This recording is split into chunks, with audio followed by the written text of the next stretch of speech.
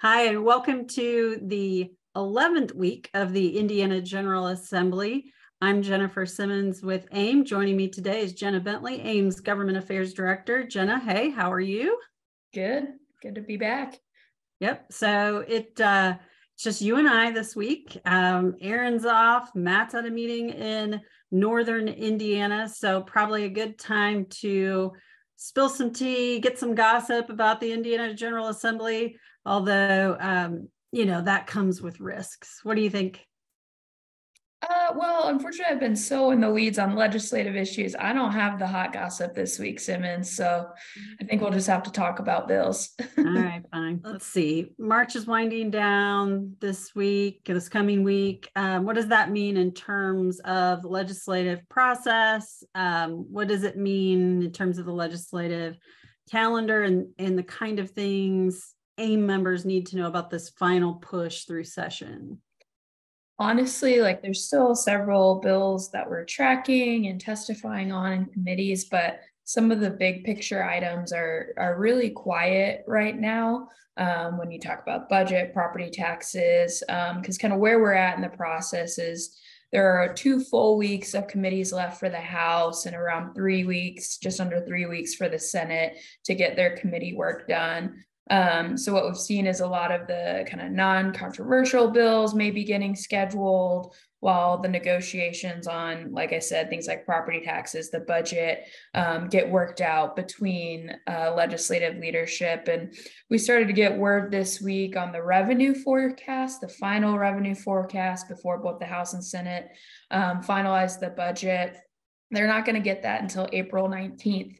And that's an important kind of final piece that they need before they make big budget decisions. And so really it's going to be a sprint to the finish when it comes to finalizing the budget over the kind of last 2 weeks of session, with them, wrapping up around April 27th or 28th as the statutory signing die date. So really, it's going to be more to come. We'll continue to meet with legislators on these big ticket items. I think when we talk about property taxes, really no new major updates. We early on in the second half met with Senator Holdman and Senator Bray, and the Senate continues to be hesitant about doing any sweeping property tax relief or reform. Meanwhile, I ran into Chairman Thompson, who chairs Ways and Means, this week, and he mentioned, property tax bills are starting to come out, and he remains really committed to doing something. So certainly let both sides know that if there is going to be any legislation that moves this year, we want to be a part of that conversation. Well, that's a good segue. It's House Bill 1499. That's the vehicle for residential property tax reform that we have been weighing in on. And as we changed over from House to Senate, we've been a little quiet on that. We haven't talked about it as much, although it was like full steam ahead the first part of session. That's actually a really natural transition on these big issue bills. The first half, it's full steam ahead. Then there's a lot of debate, discussion, and settling that goes on in terms of the issue. And then we finish it up in that last month push. So exactly what is happening with 1499, and what do you think is going on behind the scenes? Yeah, it hasn't been scheduled yet. So it's been assigned to tax and fiscal policy. So it's up to Senator Holdman to schedule it for a committee hearing. Like I said, the Senate has 3 more weeks to do that. But I think this is the part of session where you start to see, we'll schedule your House bills on the Senate side if you schedule this bill on the House side, that negotiation of bills. So even if we do see 1499 get scheduled, I mean, thinking back to business personal property tax last session, the Senate scheduled their big business personal property tax bill that came over from the House and did a strip and insert. So really it's going to be seeing what happens during that committee, if and when it does get scheduled. So I do expect, while it's quiet right now, we're going to need member engagement from municipalities across the state on this issue. any feedback that municipal members are getting from legislators over the next few weeks, I think will be critical just for us understanding the direction of this conversation. Yeah, I think that's a good point. You think you have a good handle on bills, and they come in and strip the bill out, and that worked in our favor in terms of the business personal property tax, but sometimes it completely works against you when a new issue comes in, which is really what we're experiencing now or hearing about now in terms of an amendment being discussed in the Senate about the makeup of municipal boards and commissions. So something that didn't come up in the first half, and we're starting to hear that could be a big issue in the second half of session. You want to just give a little more context there to what you're hearing? Yeah, state senator reached out to me earlier this week to talk about appointments to boards and commissions, including RDCs, boards of works. Initially started talking about utility boards, but has since kind of moved away, and whether municipal employees or elected officials should be appointed to those boards. So this legislator, after several conversations with him and messages, firmly believes that elected officials and municipal employees should not serve on these boards. And so for us, this is an issue that hasn't been vetted through the committee. It would be a second reading amendment. And this is something that we want to have a full discussion on. There's a lot of reasons why a mayor will want to serve on a board of works, or a council member might be on an RDC. To us, these are kind of where the deep work is done on a number of issues, and reminds me of a budget committee or a legislative committee where you get into the weeds with a handful of people to make final recommendations to the town or city council. And so we'll continue to talk with this legislator. We're hopeful that because this could be a big change for a number of our communities, that we can pause the conversation for this session. But we're certainly looking for feedback from municipalities who might have an elected official on one of these boards, and the rationale why, so we can share that with this legislator. I think it's kind of the reverse of a conversation that happened years ago, where some senators wanted more elected officials on these boards and commissions because of the accountability from voters. So just a new conversation that kind of came out of left field this session that we'll continue to work through with the legislator who's floating the concept. Yeah, and just making sure, I understand and others understand these boards and commissions that they're referencing are not taking the place of the council, right? They're not making final fiscal decisions. They're not acting as the fiscal body. They're actually acting as somewhat an extension of the executive branch, taking those ideas, working them through in various ways, and providing recommendations to the fiscal body, which is the council or the town board. That's correct? That's it. That's exactly right. And I think too, this started out as a conversation about financial decisions. Should these boards and commissions and these individuals in particular have votes on financial decisions? But we really have been trying to emphasize the safeguards that are already in place when it comes to bonding on a major RDC project. You can make your recommendation, but that still has to be approved by the legislative body of the unit. And so I think doing some education on our part on here are the kind of checks and balances that exist within the current structure. And so that's why I think a full public conversation on this at the committee level from the start of session would be helpful if this concept's going to move forward. Sure. I think, those conversations are good. Like, it would be excellent if this is a concern over the summer, we can, assemble the people that can provide the context for why that's helpful to have that voice on various boards and commissions. And AIM, I think, never afraid to have those hard discussions, but we just need the opportunity to do so. Exactly. All right, we're going to talk about some of the things that we covered last week and give another update. Since the beginning of the pandemic, so many things have gone virtual, including public meetings, which has actually been a great way to engage citizens with their government at all levels, really. You're seeing public meetings at the local level, county level, state level. It's just really exciting that we're able to provide that access via live streaming in a broader level. But that means other issues are created, right?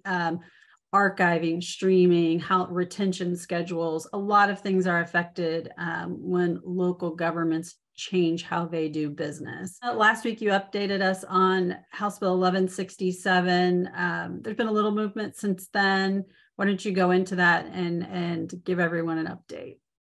Last week, we talked about House Bill 1167, which is authored by Representative Smaltz, who we've had countless conversations on, but as introduced and then amended on the House side, would have required the fiscal and legislative bodies of city and county governments to live stream their meetings and then archive them from 90 days.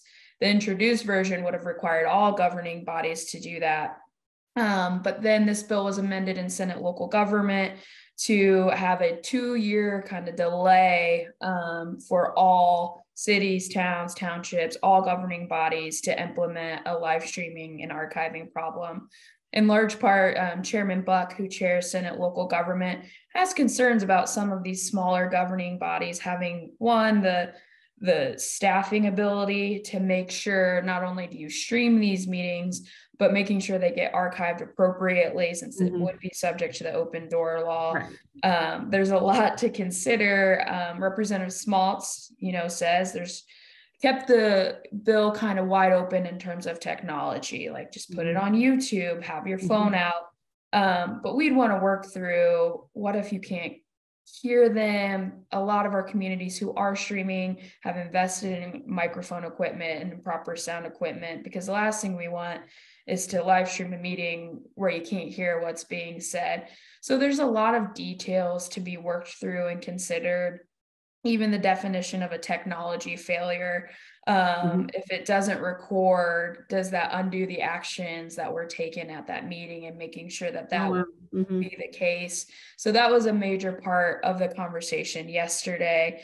So ultimately, the good news is if this bill were to pass in its current form, we have 2 years to figure it out before anyone would be required to do this.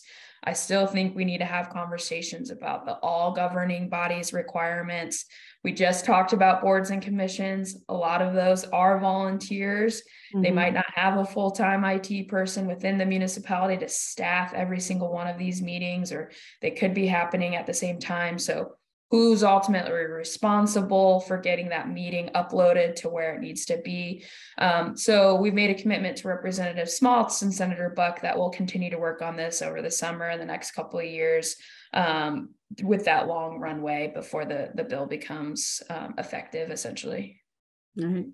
Yeah, I think it is good to hear. This seems to me a good example of trying to talk through an issue with lawmakers where we're having some great give and take on both sides. Great that Senator Buck is recognizing the challenges of smaller communities and technology. I mean, I think they're trying, they want to provide these kinds of opportunities for their citizens, but if it comes with so many strings attached that they can't do, it will probably just reduce engagement. All right, let's move on to House Bill 1575 regarding residential building commissions. We talked about it last week. You want to provide an update on what happened in committee? Yeah, this bill was also heard in Senate Local Government on Thursday. Again, as initially introduced, would have created this new residential building commission, but it was amended in committee yesterday. So instead of creating this entirely new commission under the Department of Homeland Security, it would work within the existing framework, but it changes the makeup of that board. So currently, this is really being driven by the apartment association and the builders association, who say, hey, we need code revisions to happen on a more predictable, quicker schedule. If we're adopting code, 6 years later after the national standard, it's just a lot to keep up with. So they want more say in that process. So this is really specifically related to building code. We understand that most municipalities will just adopt the statewide standard, but there's a section of the bill that deals with local ordinances. Current law, when it comes to what the Fire Prevention and Safety Commission under DHS does, says that if a local ordinance wants to be more stringent, they can petition that commission and make their case as to why. We think keeping that language intact would be better than what the current amendment says about if they're silent on an issue, then you can petition. So we've been working closely with the Builders Association and the Apartment Association just to make sure that there's a clear process in place, that it doesn't have any unintended consequences, it doesn't impact zoning, setbacks, design standards. And so far, all the stakeholders involved have been very agreeable to that. So it was amended, but held for further amendments. There's some details they want to work out still on the makeup of that board, a quorum, and what that looks like for this board. So more to come. We'll continue to talk to Chairman Buck about it this upcoming week and the other stakeholders. But really for us, for local units perspective, just ensuring that our ordinances that keep safety paramount remain intact and there's a clear process. Great. Sounds like you have a pretty busy week ahead, pretty busy month ahead for you and the rest of your crew. Anything else, Jenna? Anything happening next week that you want to make sure everyone hits that's not highlighted in today's legislative summary, not on the tracking list? Yeah, so far we're waiting on a lot of the committees to be scheduled. Normally by Fridays, we have a good sense of what's going to be scheduled. And I'd say we expect the merit board's conversation to come back in pensions and labor on Wednesday, although again, it hasn't officially been scheduled. We've had really productive conversations with Senator Rogers, who chairs that committee, and Representative Pressel, who's the original bill author. So I guess more to come. Keep an eye out on future legislative summaries, anything that action alerts that might come up. But for now, we'll see what committees get scheduled. And I do know some of the legislators will be on spring break. So it could be a quiet week next week. Well, let's hope. Let's hope it's a quiet week and what does happen is in our favor. If not, we will let you know via email. As Jenna mentioned, action alerts are our main tool of instant communication during the legislative session. If you don't receive Ames legislative updates, you probably won't receive the action alerts. So make sure to call, text, or email anyone on the Ames staff and make sure and let us know you need to get connected. Jenna, we will see you next week for another update. Thanks. Thank you.